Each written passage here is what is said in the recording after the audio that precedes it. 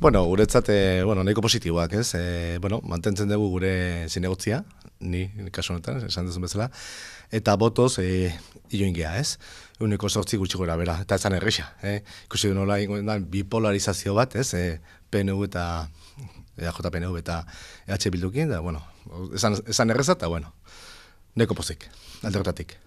Ikusten denez, EAJak dauka gehiengo absolutoa, eta ez du inorren beharrik, baina, nik uste dut, EAJak izan behar duela, kasu honetan ikusi behar du ikuidun nola baiteko botu util edo horrelako bozketa, eta, ez dakit ez, ikusiko dute nola nahi duten kudeatu, ez, emaitza hauek.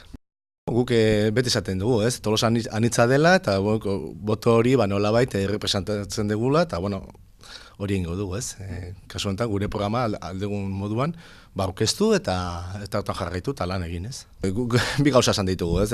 Alde batetik zeon, zahorbiketaren sistemaren desastre utza izan dela, eta, argi ikusi da nola hori faktura edo pasa diotela EH Bilduri.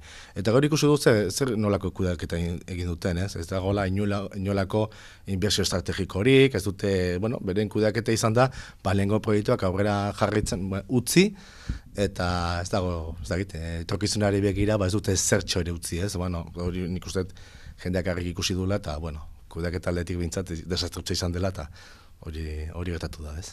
Hor ikusten da nolabait mantentzen dugula gure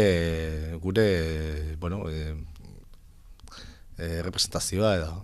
Albistorreko kasuan, ikusiko dugu nola kudeatzen dugu, baina, nik ezagutzen dut, alkate gai ezena, dana, Patrizia Bal, eta, nik uste dut, kudeaketa ona egin dezakela.